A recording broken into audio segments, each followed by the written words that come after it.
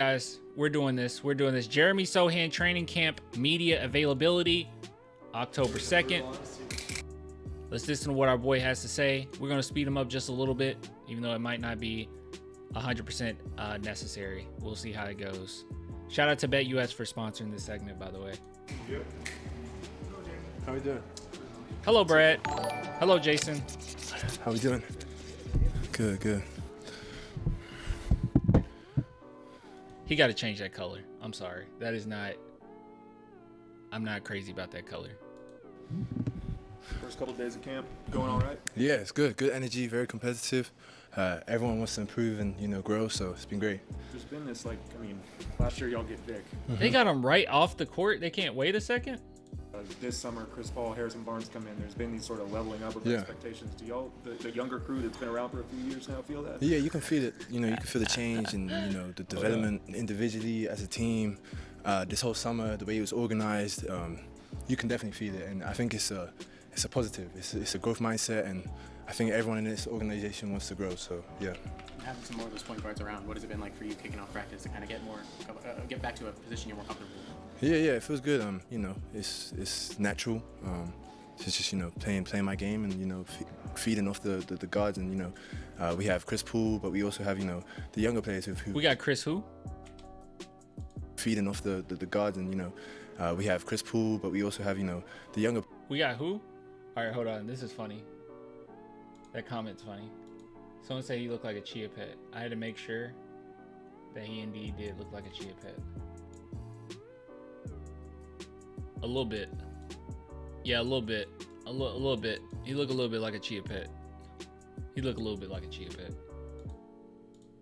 Players who have improved and are still growing too, so it's been great.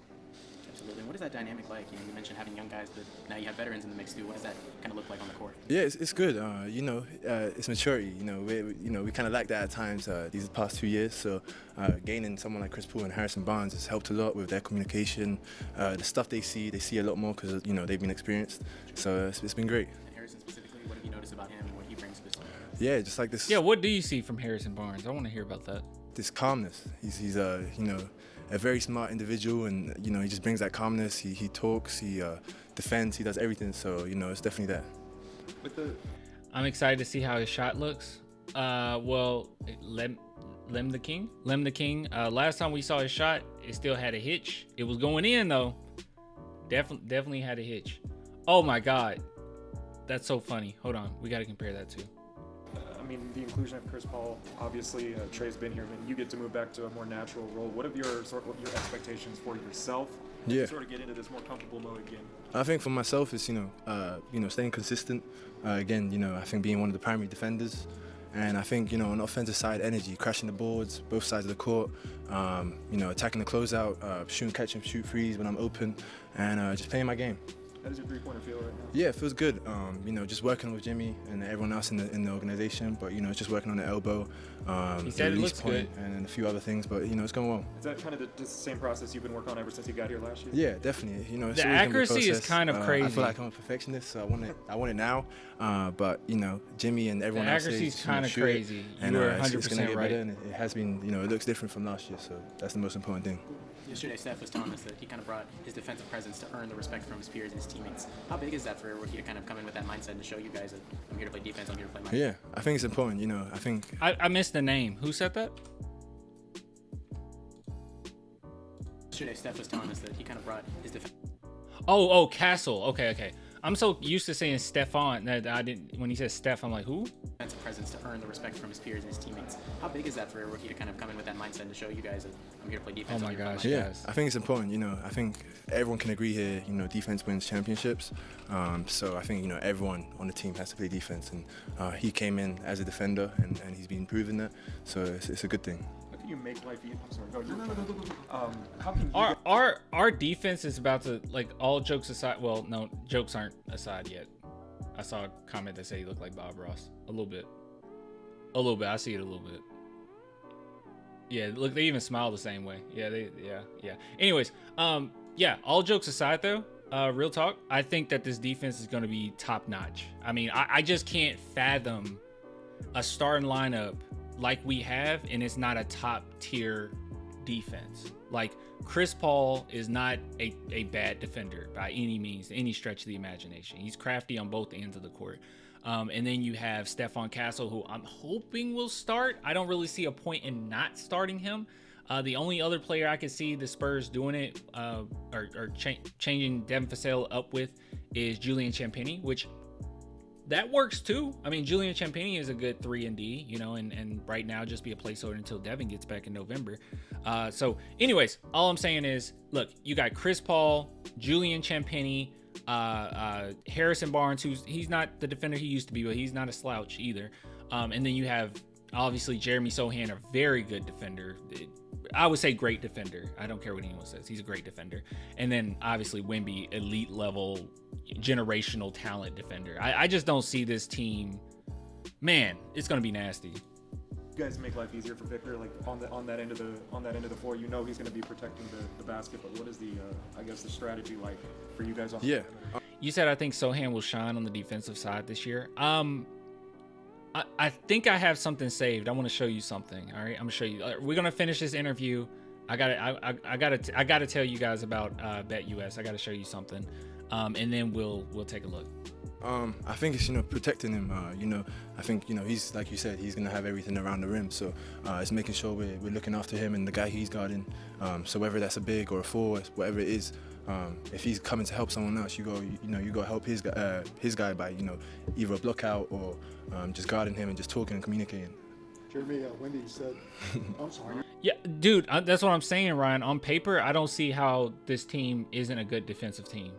On paper, it makes no sense. Like you said Wemby, Sochan, Vassell, and Castle are gonna lock these teams up so well they finna put them in San Antonio jail. Like I don't see how this doesn't work out defensively. Like, we should not be a bad team defensively like we were last season by any stretch of imagination. Like I said, do not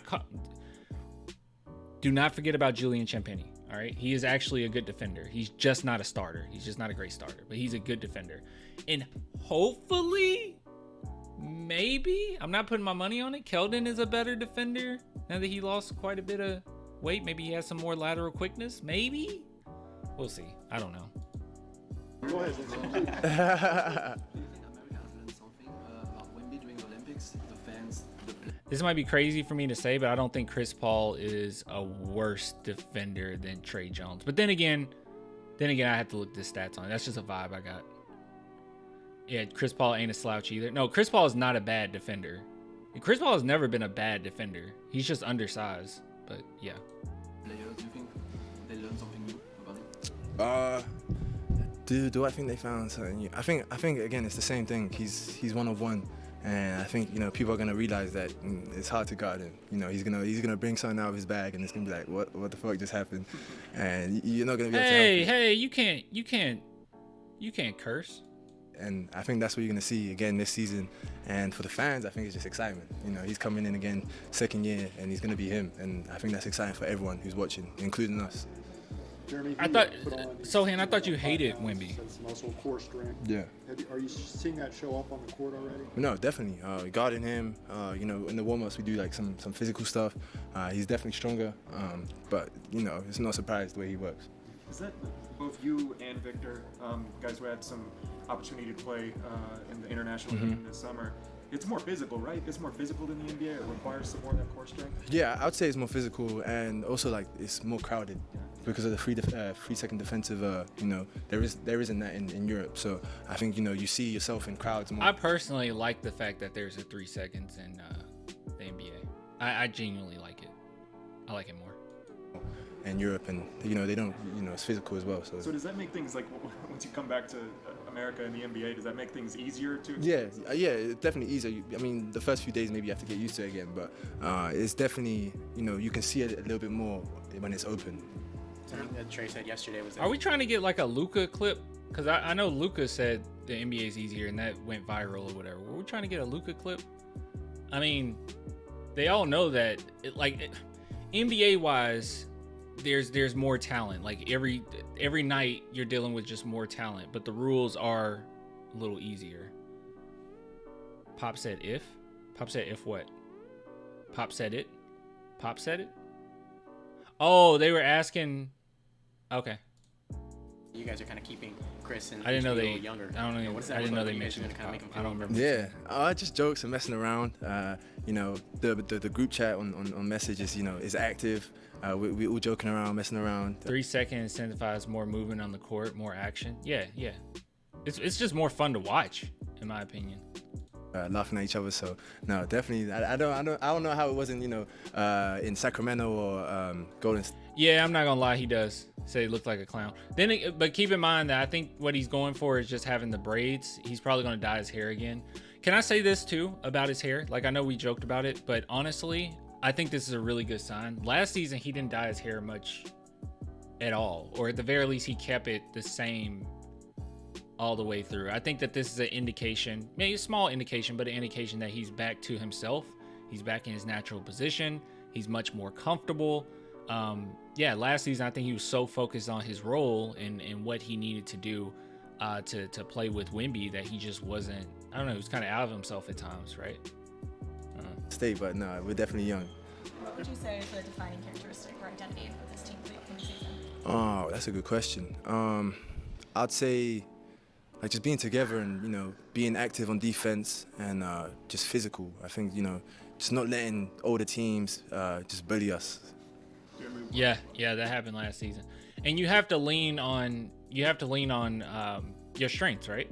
And I think the Spurs' strength is their defense. Like, you have to lean on that. It's not three-point shooting. While we do hope that Jeremy Sochan's three-point shooting has improved, it already has improved, but continues to improve, right? And while we hope that Stephon Castle percentages is much better than it was at UConn, like, all these things are important. But one thing that we know for sure, we got some really great individual defenders. Like I said, Wemby, out of this world, alien, just generational talent defensively. Sochan is a great defender, one of the best defenders in the league. And Stephon Castle, I think this season, he's going to show that he's one of the better defenders of the league. So we have that, and that's one thing that we can lean on. Defense is the identity. Also, officiating has changed to favor the defenders. That is true. That is true as well. That is true. That's why so many people made fun of James Harden, right? When those rules changed. One of your Polish journalists asked me to ask you this question. Get a new Porsche. Good question. To be fair, the hair dyeing might slow down once the season starts. It's a very busy schedule, so I think that's normal. Well, he dyed his hair a lot his first year in the league. Like, I don't know. I mean, it's not permanent, you know? I mean, guys go and get, you know, haircuts and stuff like that. Like, they have time to do that. I would assume they have, like, a professional person that you know, that can travel to them and do it. Or, at the very least, when you're in San Antonio, in your home, you can just go do that. I don't know. Not yet. Also, they wanted to know if you had any players in the NBA, past or present, that you wanted to model your game after. I don't think there's one person. I think, you know, I'm just trying to create me, Jeremy Sochan, and it's just, you know, looking at players in the past, present, and just molding myself. And Thank you. So all the comparisons, usually we force that upon them, right? We say, you know, Draymond Green, people say Dennis Rodman, but he's even said himself, like, yeah, like, I'm that type of player, but at the same time, I'm better offensively. So yeah, he's kind of his own thing. You guys bringing up City Sissoko. I don't see it in the chat, but I glanced at it when Sochan was talking, but someone mentioned if I thought City Sissoko would do well in the summer league. Oh, I see it there. Michael says, will City Sissoko show out in the summer league though? That would be nice. I don't know. I'm not 100% bought in that City is like ready yet. You know, I think last time I saw him, he was fine. Like yeah, I mean, he was fine. You said in the summer league. Wait a minute. Did you mean the G League? You might have meant the G League. All right. Transitioning.